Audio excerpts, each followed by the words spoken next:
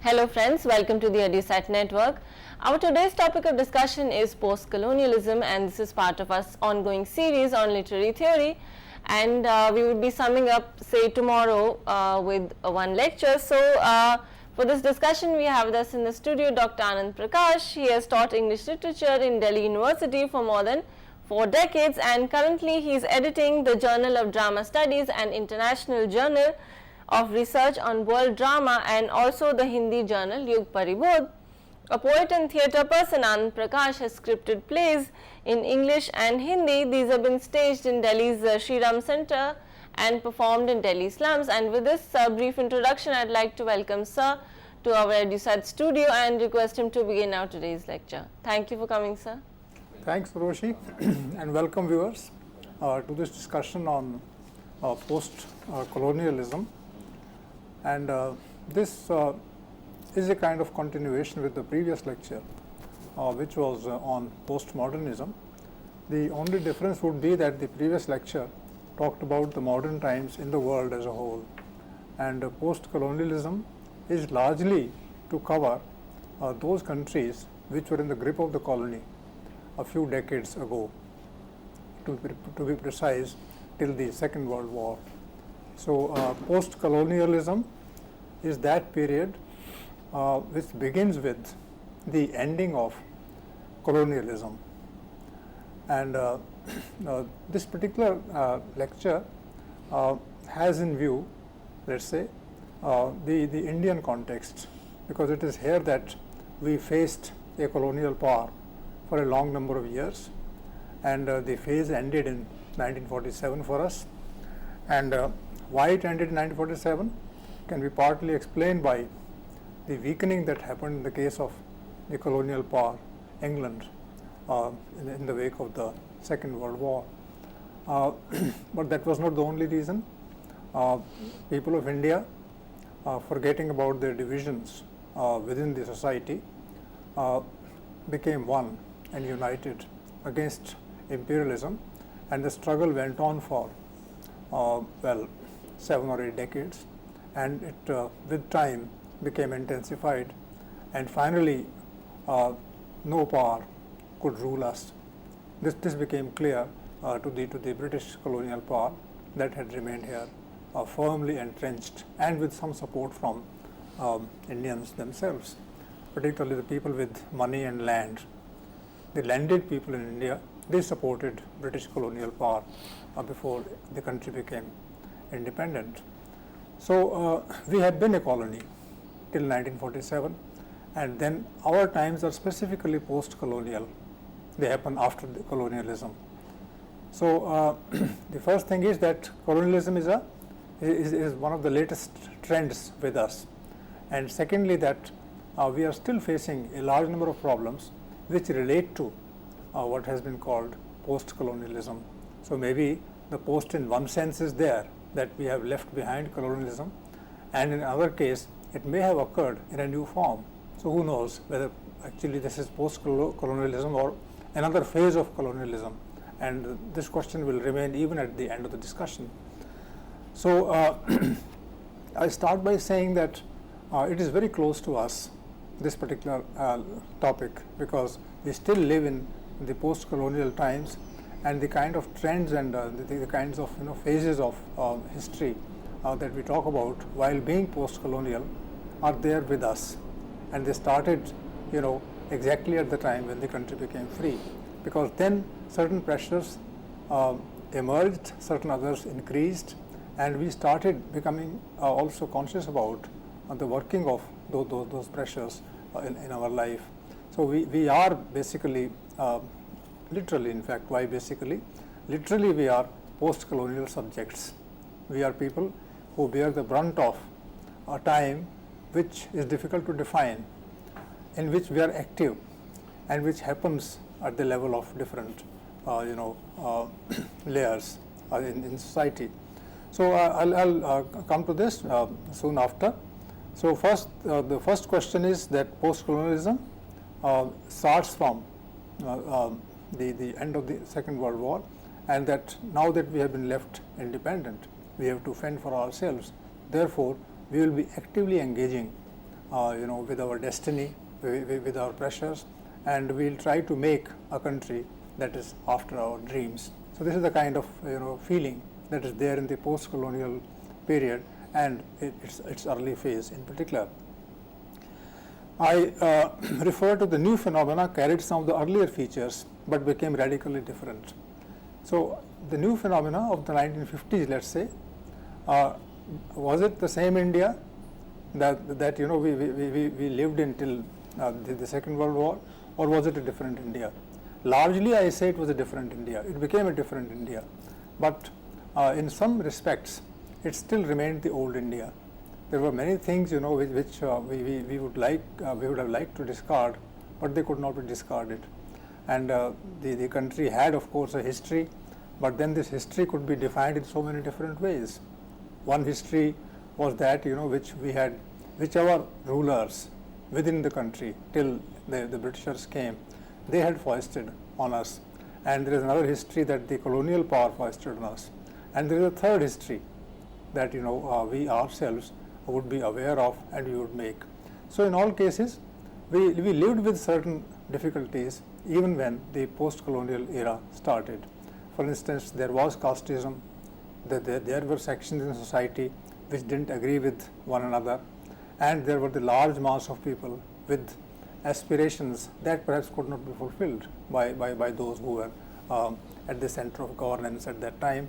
So a kind of old India still remained, and it was perhaps the vested interest of certain people to keep us poor, to keep us backward, so that they can play with us, they can manipulate us, and then they could in a way manufacture our consent for the kind of offer that was being made to us. But it became a new India also, and it was substantially a new India.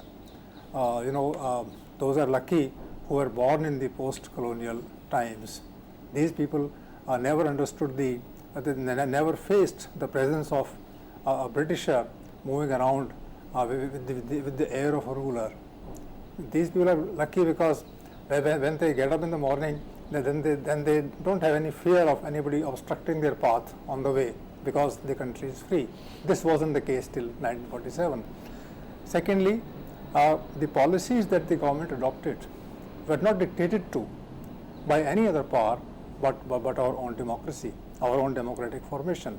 Anything that would adopt as a policy in the country, formulate as a policy in the country, that policy would be widely debated, not merely in the parliament, but also in the newspapers, by writers, by different forums, everywhere, and a kind of consensus might emerge, and that consensus then would be implemented by a certain part of the state. So that's how, it was a different thing altogether. We could draw up our own policies with respect to language. We could write in a language of our own choice. All those things were there. We could write criticizing the government. We could write criticizing, another person who was more powerful socially, because there was democracy in the country. And this kind of fresh air was blowing through the country in the post-independence, post-colonial period, and this was a substantial difference. And India had not, enjoyed this kind of a power, this kind of a freedom ever before. So it was a different post-colonialism, came as a different set of circumstances, and they were welcome circumstances, particularly to begin with. Then the second question that I raise with respect to this change, that was welcome change, is whether the changes were mainly in politics. That is, politically you could disagree with people, politically you could express your opinion, you could write something, all those things. So was it in the domain of politics, or was it elsewhere also? Now most of us, even today, talk about politics generally, and we somehow push into the background the economic activity, the social activity, the cultural and literary activity, and we say, okay, change is possible only when politics is there, but because politics is bad, therefore no change is possible. But no, in our country, right from that time onwards, changes have occurred not merely in politics. In fact, politics is somewhat weak in its capacity to reflect changes in society. Still more sharp changes can be seen in the economic structure or the social structure of society. And these changes occurred after India became independent from the colonial curbing.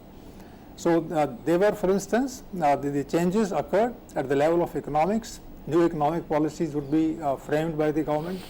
These policies would help the interests, benefit the group that could invest, and this group was an Indian group. So that way, if you remember, till 1980 or so, all important goods in the country would be made by the Indian manufacturers themselves, and we were wary of importing goods from outside. So everything was at that point of time made in India. There were cars and there were refrigerator and there were other things, consumer goods and all. They were all made in India at that point of time, and somehow the foreign manufacturer was discouraged to come to India and invest one's money. This was the kind of India that we started with, and this had its advantages at that point of time, because people would then live a simple kind of life. There were lots of jobs. The public sector was very strong at that point of time, and in a way I'm talking about all the economic activity that was totally in the control of the parliament, the country, the government, and indirectly the control of the masses who voted the politicians to power. So that way, politics, apart from politics, there was economics that was at that time ruling the roost, and the kind of welcome that people would enjoy from the state of affairs at that time was unprecedented. Then there was change at the level of laws. Large number of amendments have happened since India became free, and new acts have been passed, and there are different cultural policies which were not there earlier. I don't have to name them. I'm not a student of political science or sociology, but I am aware with my limited understanding of the trends in our atmosphere that society and laws, they also underwent tremendous change in this period. And philosophy, for instance, there were more debates, and India is a multi-religious, multicultural polity, and therefore philosophy has a lot of scope to grow here. And at the level of philosophy, large number of people started using their own paradigms and reflecting on the problems that they confronted. And so far as culture is concerned, that before India became independent, there were some cultural voices in all languages of India, and Indian languages were quite influential. In fact, when I was discussing with some scholars, I realized in the course of the discussion that English as a vehicle of literary expression wasn't very powerful in the pre-independence India. And at that point of time, there were other languages like Bangla was there, like Gujarati was there, Marathi, Tamil, Telugu, Malayalam were there, Hindi was there. All these languages were literally much more strong than English at the time. And when the country became free, then these languages would go further into the arena of capturing reality or ideology or the layers of behavior of human beings, etc., with power. So what I mean to say is that in all these areas under the post-colonial times, you had changes occurring in such a manner that people's attention was drawn towards them. So my answer to the question, therefore, whether changes were there only in politics or also in other areas is clear. All these stood, that is economics, laws, society, philosophy, etc., all these stood crucially altered, and a path opened toward independence, selfhood, and the aspirational paradigm. So people became aspiring. They wanted to achieve certain things. They wanted to think about their own role in life. For instance, in large measure, women came forward. They started going to schools and colleges. They started acquiring knowledge. They entered the job market. They started influencing the trends in life, etc. And they started thinking about their own position in society, realizing, of course, that they were second-rate citizens and that men were trying to suppress them. Therefore, they also developed a kind of selfhood. So you will see, viewers, that when literature is being discussed, written in the 1950s and 60s, you realize that women writers are coming forward to talk about their personal problems, problems that they face in their home, problems that they face in their surroundings, at the place of work, etc. There they realize that a prejudice is working against them, and this prejudice is coming in the way of their what is called self-realization.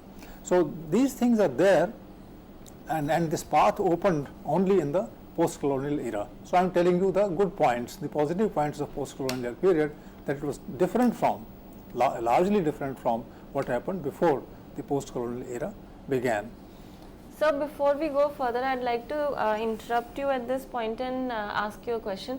You said that post-independence, of course, there were not changes just within politics, but other arenas like economics, law, and also culture. And you gave the example of languages such as Bengali, Marathi, Gujarati. Can we say that post-independence more literature was being written in these languages, or it was being accepted more openly, and say that English was not too much forced upon after independence? I'm basically, Urvashi, talking about the 1950s, when we begin, the post-colonial period. So we have a legacy then, and that legacy is that the Indian spirit of independence and mass movement was in the pre-independence period flowing through people's participation who could understand English less than they understood their own languages. So all these Indian languages, they had a spurt at that point of time, because they were uniting and they were mobilizing themselves and their energy, etc. And this thing remained, in the post-independence decade, in the 1950s. And of course, the number of newspapers, the number of magazines, increased in the languages in India in the 1950s. Many of these important magazines, which later on closed down. So as Hindi is concerned, I know, a magazine called Dharm Yug. This was brought out by Times of India. It was a Hindi magazine. It was a weekly. It was very well brought out at that time. This started around this period, and this went on for quite a few decades. Then the Birla group of publications, newspaper, the publisher of Hindustan Times, they started a new magazine called Saptahik Hindustan. So this was also of the same size as Dharm Yug, and as far-reaching as Dharm Yug was, it covered the whole of India, and this was a literary, social, and cultural magazine. So these two magazines were major at that point of time. Of course, they closed down later, and that's why I qualify my statement by saying that I'm talking about the 1950s. I'm not talking about the 1960s and 70s, because around 1970s you will see English emerging as a very powerful medium of literature. So that's how the first phase of post-colonial period is a period that is marked by fillip that one sees in Indian languages, Indian literatures, Indian thoughts, and Indian citizens' participation in the day-to-day working of political and social life. Right. Thank you, sir. So Thank this you is so what much this for is what explaining. I'm glad you made me. You helped me become clear about this distinction between the early phase of post-colonialism and the later phases, to which I'll refer a bit later. So one more development happened in the 1950s, and that that development has now gone to such proportions that one doesn't know whether there are more middle class people in India today, or whether there are more working class people, because the middle class rose in large proportions in the 1950s and 60s, and this was because education spread. There was a policy drawn up by the government under, of course, the pressures of the aspirations of the masses. There was a policy that there will be universal literacy. Everybody would have that kind of facility to go to the school and take education.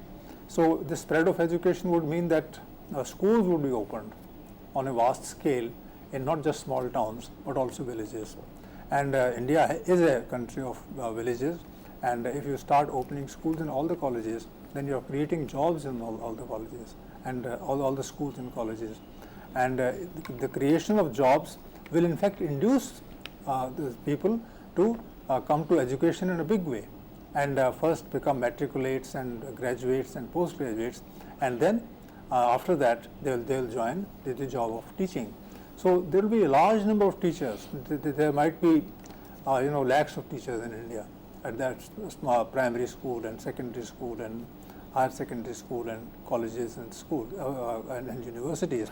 So this large number of teachers in the early part of post-colonialism, this will encourage not merely literacy and new thought, but also other ways of other ways in which the middle class will reflect itself. So spread of education is one very important factor that occurred in the post-independence, post-colonial period. So jobs increased in the country's administration. Of course, the country had to be administered and from closer quarters and with sympathy. Therefore, large number of jobs of officers starting from peons and clerks onwards up to the top positions. Then the legal segment, there will be a large number of lawyers who would study law as a part of the profession.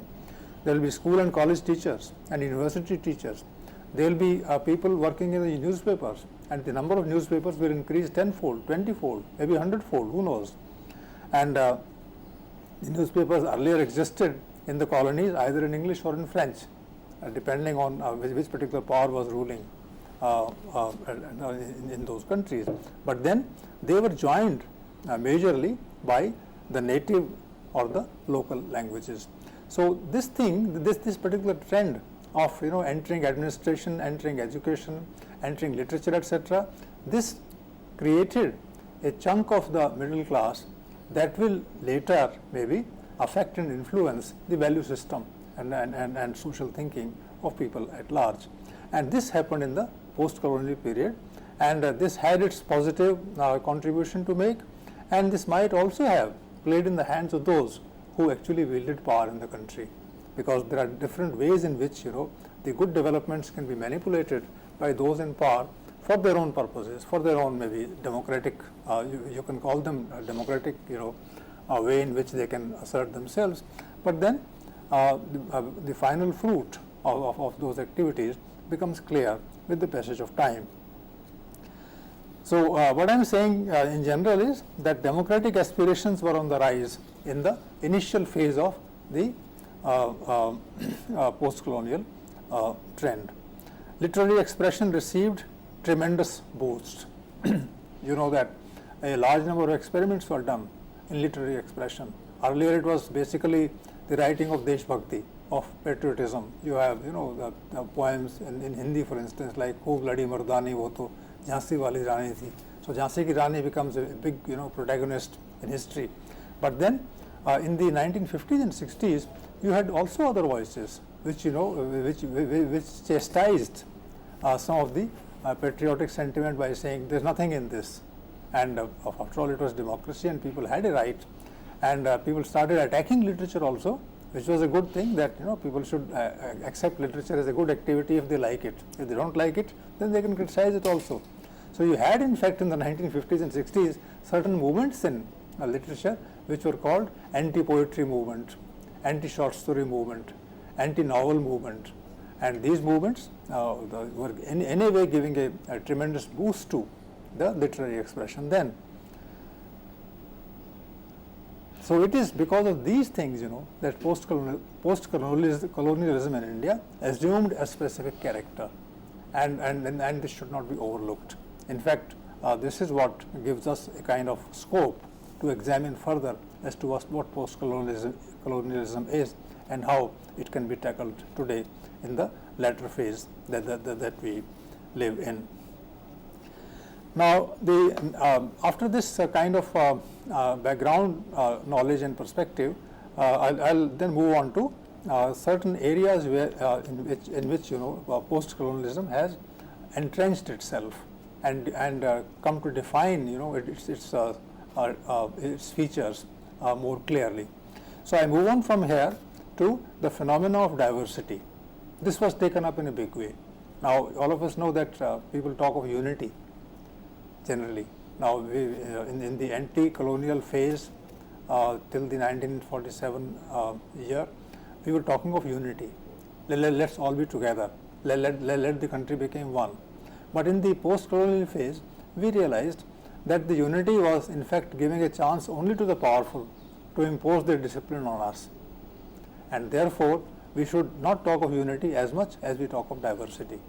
So the new word that came in the wake of post-colonialism was diversity. So rural India should be different from the urban India, and the rural culture should be preserved, and tribal should be preserved, and diversity should not. School education should be such that ideas picked up from their specific backgrounds are presented to them in a slightly new form, but no other idea which has been forged elsewhere in the country or outside, that should be imposed upon them, because that will destroy or put a stop to the sense of diversity in the country. This other word that became current under post-colonialism was multiplicity, which is the same as diversity. Diversity means just different ways, and multiplicity means the increased number of trends and increased number of social positions and states, and variety. They became the watchwords of the post-colonial thought. And in society, there were groups which would take advantage of this. Maybe some kind of a backwardness will take advantage of this. People would like to remain how they were. They would not learn from the modern trends, etc. Maybe the education would be such that it would block scientific thinking, rational thinking. Maybe some people would say that they believe in myths and they'll continue believing in myths. Some others would argue in the favor of myths, saying that myths actually present life in a very concrete form and they inspire people. So what's wrong with myths? Actually, these words are current these days also. People still say, let's go back to the past and revive those myths and try to learn from those myths and study them as much as we study history. So all these trends, were there in the latter part of the post-colonial period from the Indian point of view. And in fact, when I say Indian, I also mean that ideas that are being practiced in India and are being shared with people in India, these ideas also are haunting scholars elsewhere, the educated masses elsewhere in other colonies. And in fact, some kind of a tie-up has begun between different ex-colonies, and they have their own groups, and they write and they sell ideas in the manner in which people sell things in the market. So it is these ideas which are being now also popularly presented in different countries, different centers of education, etc. And this is called the phenomena of diversity, multiplicity, variety. And this creates opportunities for all existing power groups in society to grow and assert. So there is not just one power center, there are 10, 15 power centers. Let these power centers remain, and they will write different things and they will share with the people, and the people will then learn this kind of multiplicity from them. So this is one area where post-colonialism has actually taken its interest, and this has happened only later. In the 1960s onwards, this kind of a emphasis has emerged in the domain of power and in the domain of power and knowledge. The crucial question that I ask in this context is: were the newly emerged independent countries like India, like Sri Lanka, like Australia, like certain African countries, were the newly emerged independent countries faced influence of the outside world? Because now they are free, and they have their own economic policies, and they have their own literature to write. So are they influenced by other power centers? This is a question that we must raise for ourselves. We should consider this question, whether we have now become really independent with respect to our literature, with respect to our philosophy, with respect to our belief systems, or whether other centers of power, other powerful countries in the world, they have started influencing us. Now viewers, you should think about this question, whether today we are independent as much as we were independent in the 1950s, or even before, or whether we have become less independent. This is the question you consider. I'll of course go forward. I'll answer this question later. But then this question is there, whether we are in today's context trying to assert our sense of right, our sense of justice, our sense of knowledge, etc., or we are borrowing knowledge from or taking ideas from other powerful countries in some form or the other. This question should be raised and considered. Some considerations that I have put here, and I'd like to share them with you. First is the outside world in the new scenario. Outside world, I mean the Western countries, developed Western countries, which is called the first world. We are the third world, most of us, the ex-colonies. But there is a first world on this planet. So outside world in the new scenario consisted of a large number of socialist countries led by Soviet Russia and China. Now, this was the case, in the early post-colonial period. Before the colonial period ended in the Second World War, there was only one socialist country, and that had emerged in 1917. But after the Second World War was over, there was a large number of socialist countries that emerged. So let's not forget this. And these countries have kept on increasing in number. For instance, immediately after the Second World War, we had one more country called China, which became free in 1948. We became free in 1947. So one year later, they came and joined the post-colonial era. And apart from these two, struggles continued in many other countries such as Cuba and Vietnam against European American imperialism. In fact, today I don't remember exactly how many socialist countries are there, but at one point of time in this period there were about 20 socialist countries in the world, and this had changed the scenario at the world level. So there were two camps. In fact, one camp was called the imperialist camp or the developed camp. The second was called the socialist camp, and the third camp was called the third world. So the world was divided in three parts, and in a way that the world also had undergone a change would have affected certain third world countries like India, and some others were emerging. Now, for instance, in the post-colonial period, Cuba was emerging as a socialist country, and suddenly one day we read in the newspaper that this country also had turned socialist. The famous Cuba, which had Fidel Castro as its leader till the other day. And then Vietnam fought the American imperialist forces for quite some time, and only in 1970s did the country become free. And there were many other countries, where struggles continued, and the number of socialist countries increased. So what I'm saying is that there must have been some pressure from the imperialist world on countries like India, and there might have been some pressure or some influence or some inspiration from the socialist countries. So this made the scene very complex for us. For the Indian youth, should they be driven by the socialist principles of Russia and China or other socialist countries, or should they be driven by the market-oriented ideals of America and England and France? This is a question that the Indian middle classes have faced all along.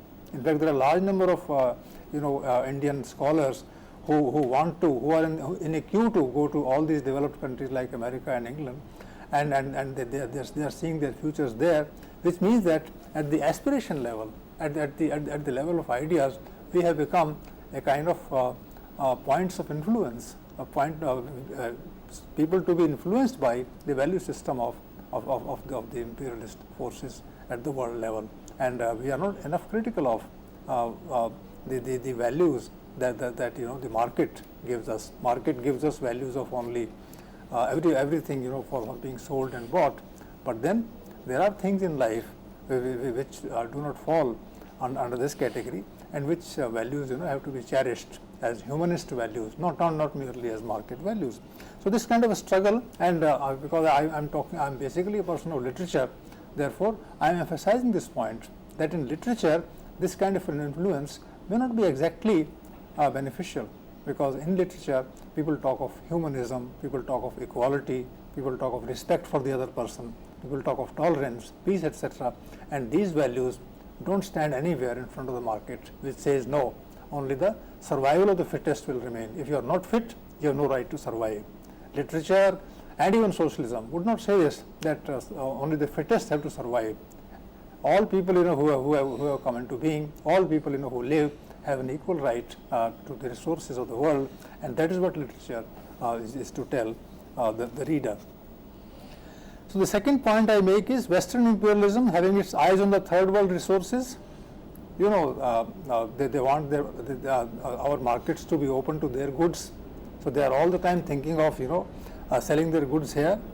So they aim to impose their economic agenda on the third world countries, and imposition meant terms set by the imperialist countries. So if there is a kind of a discussion between a developed country and a weaker country, then the two people sit at the table, and the person who is economically powerful has finally the day, which means that the terms are set not by the weaker participant in the discussion, but by the stronger participant.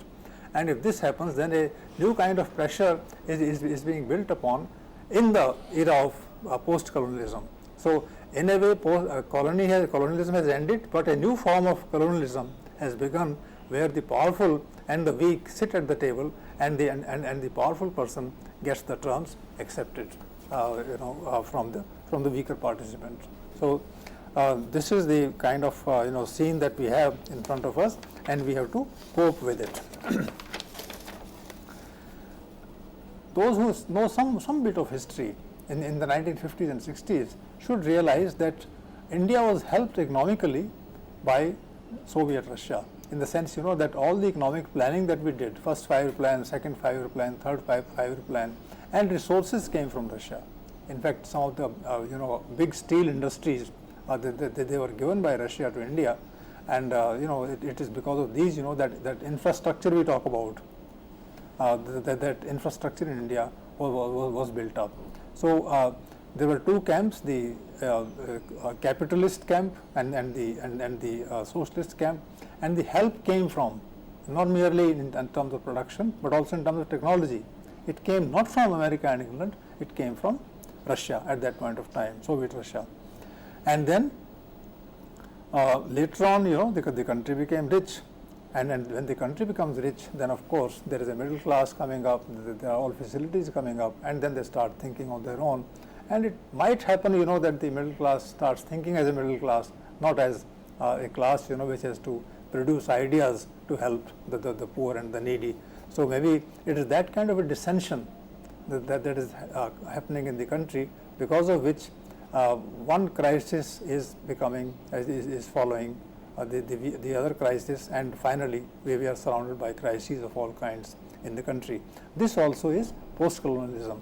Now, when I say this is post-colonialism, I mean these are the challenges that post-colonialism offers to us, and the post-colonial author meets these challenges, talks about these challenges in their works, whether they write poems, whether they write novels, whether they write short stories. They are in a way contending with these pressures. So for instance, if English is being used now for literary expression, then the post-colonial writer will raise this question in the context of writing. You can see the example of Salman Rushdie in this case. Salman Rushdie talks about lots of problems that India faced in the post-colonial period. So it's, his books reflect the reality of the post-colonial period. And people have different languages, people have different perceptions, and these perceptions clash with one another, and that's how the reality is emerging before us in its different forms. One particular thing I'd like to emphasize, and that is Cold War, and this also was a gift of the post-colonial period, in the sense that it started happening in the 1950s and 60s in such a manner that there will be hidden attacks on certain value systems. For instance, I talked about this in my other literary theory lectures. I will not repeat those points, but then there can be concealed kind of preferences that can be made current by particular writers, by particular newspapers, etc. For instance, if you review a book in 10 different newspapers, one after another, then that book becomes famous, and then people start reading that book, and maybe in that book there is a particular kind of thought that is being propagated. And you just see the list of awards, Nobel Prize awards that is being given that has been given in the last 50 or 60 years, and you realize that 40 of the books nobody knows about today, because people didn't like them finally. But in the Cold War period, all these things happened, that people started using money and resources in order to make popular those things which may not be directly useful for us. And in literature, I simply say that the idea of the book should be discussed within itself and not in its historical circumstance. This was an idea that was quite current. It is the new criticism idea, and this idea was forged in the hallowed institutions of Europe and America. So post-colonial times, in this sense, they bear these pressures and create a complex world posing new questions. So in fact, I have said so much regarding post-colonialism that already there is a problem as to how to make sense of this particular area, and these are the post-colonial problems with us, and we are facing them almost on a daily basis. I write something and tomorrow somebody else differs with me, then I answer that question, and then it gets compounded further, and one doesn't know how to finally cope with the pressure. In one of the lectures I said that people today don't even know which is real and which is not real, and that also is a question before post-colonial thought. What is real and what is not real? Somebody, I think one of the thinkers, was it Derrida or somebody, I forget the name, he asked a question. He said, did Iraq war happen? He said, you can't prove it that it happened. It happened only because some people might have covered it. If nobody covered it, it wouldn't have happened. So people die in lakhs and millions, and still these days you can't tell whether it is real or whether it is imaginary or fantastic. So these questions, they are the questions that writers bear directly on their consciousness, and they become somewhat confused. I can talk about one or two post-colonial texts in this case. There is a novel by Amitabh Ghosh, a very famous novel, an early novel by him, Shadow Lines. Now imagine the post-colonial writer Amitabh Ghosh gives the title Shadow Lines to a novel, which means so far as he is concerned, there is no difference between one country and another, that all countries actually are one country, and that the map shows the boundaries, that this is where this country comes to an end and another country begins. But Amitabh Ghosh doesn't see those boundaries, and he says these boundaries are shadow lines. So maybe they are shadow lines, but then actual people live there. If they appear as shadow lines, but actual people live, then you can see the problem, that actuality also is being defined in terms of shadow lines. Their individual lives also are being defined as shadow lines. So literature that way is bearing the weight of these trends in the modern period, and this is what characterizes the post-colonial thought. Let me make it clear at this stage that post-colonialism is very specifically present-centered, and in this sense it is very useful. It always keeps you bound, it always keeps me bound to the present-day reality. So as a writer, as a thinker, as a teacher, as an analyst, as a commentator, I should refer to these difficulties again and again and try to find answers to them. This is the post-colonial burden that all of us have to share and have to bear, so that finally we come to terms with the questions that require our attention. So a few areas of post-colonial thought. I'll just go fast through those areas. There is an area called nationalism. Now post-colonialism is a votary of nationalism, and there have to be national identities. And in India's case, if you are a nationalist today, then you must have the Indian identity. And in India, you might have a multiplicity of identities, and all of them will be nationalisms then, so many nationalisms. But there will be no way in which one can come out of nationalism, because nationalism and identity always remain one, and if you come out of, or if you try to come out of nationalism, then you are in a way coming out of yourself, which means you are annihilating yourself. Then identity is the other word that is quite common in the debates of post-colonialism. Subalternism, this we have discussed earlier, that small groups of people who are on the margins, people who have no say in the democratic processes of the country, and they are there only as marginalized. So we should fight the cause of the subalterns. Then language and its role, we have already discussed it, whether Indian languages should be pushed forward or whether English should be given its role, and what are the deficiencies of the use of English in India. You know that if you use English in India, then you establish your supremacy very fast. You go to a market and you start shouting at somebody in English, and then the person will run away from there because the person doesn't know English. So in a way, the certain middle class people take advantage from their spoken English, and they can gate crash to any place just on the strength of the language. And if you write a novel in English, then you can be talked about all over the place. But if you write a novel in Hindi or in Punjabi, etc., then nobody will bother about you.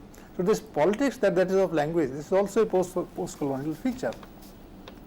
Then cultural prejudices with a history of their own, and I'll just explain this point in some detail. There is a word that was used by one of the great post-colonial critics called Edward Said, a Palestinian Christian, and he was a scholar who lived also in America. He wrote his books there. He taught in America. He coined this term Orientalism, and this is a post-colonial term. He says that there's nothing like the Eastern world, and people say no, this person is from the East. India is an Eastern country. It has an Eastern culture. Then he was wondering who made this idea that India is an Eastern country, and the moment you call India a country of the East, that very moment you say a backward country. If you talk about Burma, if you talk about Bangladesh, then they are Eastern countries. What are the Eastern people like? Well, they don't have enough height. Their skin is brown or black, and they are generally servile, and they have no sense of dignity, and they never speak the truth. They always tell lies, and they are unreliable. Now all these things are associated with the East, he says. And why so? Because somebody who is sitting in the Western country is looking at the East. So if you sit in London, if you sit in a city of America, and from there you look towards what is called geographically the East, then you say, oh, those people there. So he started saying that actually those people are not like that, and the Western person has never met the Eastern people. They have never seen the Eastern part of the world, or if they come, then they look at it only with prejudice. They never stay here for years to realize as to what exactly how exactly we behave, and yet they have started defining us as Eastern people, as Oriental people. And he said that there is nothing like an Oriental thing. It's only a construct, and it's a construct that is deliberately made by the Western people, and that is what Orientalism is. So in the second half of the 20th century, this Orientalism has been defined by Edward Said, one of the famous thinkers, as something that is to denigrate all others than yourself. So in a way, he has gone into further categories. He says us and them, me and the other. The other means I am not like the other. This person is the other. I am the reality. So therefore, the West is the thing, and the East is the other. So in a way, when you start praising you, how do you praise yourself? You start saying, I am not an Eastern. So you become superior because you are not an Eastern.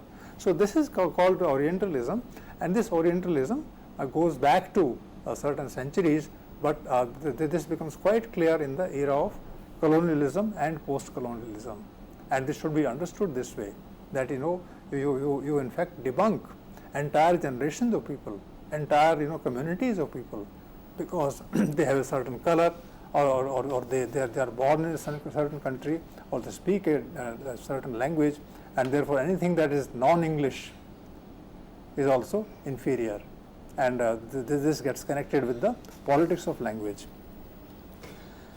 Finally, a kind of post-colonialism also started under the influence of Edward Said, also started reacting to the idea of reason and enlightenment. These were the things that we have been discussing at length in our literary theory discussions, and that one should have reason and one should have enlightenment. It is these things which are human. Otherwise, we will go into the hands of the fate-like, destiny-like situation, and therefore they become the hallmark of our character. But the 20th century and 21st century, post-colonialism, this has finally started also rejecting reason and enlightenment as Western. So, in a way, these people have started saying the same thing that the Orientalists were saying, that Orient is bad. So they have started saying the West is bad. So in a way, they are saying the same thing. So both of them that way are Orientalists or Occidentalists, however you look at it. But then, perhaps the problem lies in such a discussion, and this is post-colonial. And now I am coming to certain negative features of post-colonialism. I realize that the problem is with nationalism. Why should we define things in nationalistic terms? That Indianness or Africanness or Australianness or any other category which talks only about the roots, only about the cultural formation that is already there. Why not talk about human beings which are good or bad anywhere in the world? So why can't we be internationalist? Why can't we align with those honest people who live in Britain, who live in Africa, who live in any part of the world, because they are right, because they are just, because they are democrats, because they have a proper value system, irrespective of where they are born or what language they speak, which we should side with them. So that's the kind of a category which should be perhaps held up, rather than the category of Orientalism or nationalism or identity or subalternism. I think if people are in the margins, then our job is to encourage them. Our job is to give them a chance to learn, such humanistic principles as that of equality. So they should learn, that they are equal to us. They are not in the margins. So to help them move towards the center, what we require is certain value systems which post-colonialism denies to them. So I split my discussion into two parts. In the first part, I said post-colonialism was a thing that looked different and was different in any case, and it was to be welcomed. There then came certain complexities with the rise of middle classes, which started influencing the societies of the respective countries.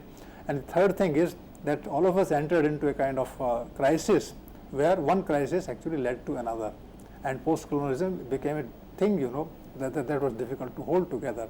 And finally, we go into the reasons as to why this happened, and then these questions of identity, nationalism, subalternism that they are espousing, that they have adopted, and that they are trying to work with, the policy of language, etc. These should be now critically examined, so that we know that we should believe in peace and harmony, and not in such divisions that will separate us from others. So let's join, let's integrate. Let's not think of any hegemony. Let's integrate as human beings, as equals, as people who have respect for themselves and who have respect for others. And this respect comes not from difference, but it comes from that similarity which ensures justice. So maybe Urvashi, on these points, you would like to perhaps comment on something or raise a question, etc. Absolutely, sir. At say a few minutes back, you had mentioned that there was the idea of how an Oriental person is, and a very biased view of the East. You mentioned a construct which was deliberately created by the Western people, and so the Orient was seen as bad, and then the Orients came up with a counteractive idea that the West is bad. And somewhere around that's why you mentioned reason and enlightenment. So maybe I did not understand correctly. I would like to just ask you. The reason and enlightenment that became associated with the West, was it in a way being rejected by the East? Yes, it was being rejected by, in fact, all the Derrida rejects it, and Spivak rejects it. Spivak is a post-colonial thinker. Then Homi Bhabha rejects it. These are the post-colonial thinkers, and they say reason and enlightenment, that they are actually instruments of imposing superiority on us. So because they have it, therefore, they say that these people are irrational, and these people don't have that kind of history of enlightenment. So there is a politics behind it. People tend today to divide the world into 2 or 3 different parts, and into different parts, and through division that they want to show, that no kind of unity or uniformity is possible. Now, the kind of uniformity that they are opposing, that is correct. That uniformity is dictatorial, but there can be uniformity in which people through politics can identify points of similarity, points of justice, points of peace and harmony. What's wrong with that? So we should not actually throw away even those points of harmony which will ensure a fellow feeling between a tribal, a group of a minority group, or a person from outside. So all people can live everywhere. The kind of shadow lines that somebody is talking about, this is not a pipe dream. Then it becomes a reality that people from different parts of the world, they enjoy equality and liberty and enlightenment and rationality. And rationality tells them that there is no difference of the kind that is being propagated under the perspective of post-colonialism. This I think is possible. Right. And sir, a question that you had raised and you said you would get back to it is that these newly independent nations, were they being influenced by the outside world? And sir, in fact, you have already given us the answer through the lecture that you explained that there was influence of socialism, there was the influence of Western imperialism, and influence from the Cold War. So then we can say that even though a nation like India did become independent, it was not divorced from its surroundings or the other countries. Well, it was, in fact, you sir mentioned it was taking help from Russia to set up its factories, taking financial that help. happened in the early part of the post-colonial period. That happened in the 1950s and 60s. But there are no 5-year plans today, and markets have been opened by the weaker countries to the stronger countries, and there are bigger treaties, and I don't know where the world is heading. I believe that this kind of free for all in the economic activities will not be to the advantage of the people who require jobs and who require lowering of prices. I don't think that there can be availability of goods for all, irrespective of whether one has the money. So only a person with money can buy all these things. But what about those who don't have the money? Nobody is talking about them, and that is because the world is adopting uncritically the domain of the market. So instead of the market, it should be the human life. It should be the human values, which should guide us, in the forming and implementation of policies. Now that is nowhere seen, and somebody can talk of humanism, but then they will always mean market by that, which is not humanism at all. So this kind of a thing is developing in the world today. That the bigger economies and the more powerful people, they are imposing their will and wish on the smaller countries and the weaker sections, through language, through good discussions, through money power, through advertisement, through newspapers, through media, etc. And they are trying to carry the day with this help. So we are living in post-colonial times that way, and our job is to understand what is happening around us. What is happening? Okay, thank you so much, sir. Very wonderfully explained by you, and also very clearly presented lucid lecture on post-colonialism today, friends. And tomorrow, sir shall be summing up our ongoing series on literary theory. And with this, we would like to thank sir for being here, and also thank all the wonderful viewers. Thank you and have a wonderful day.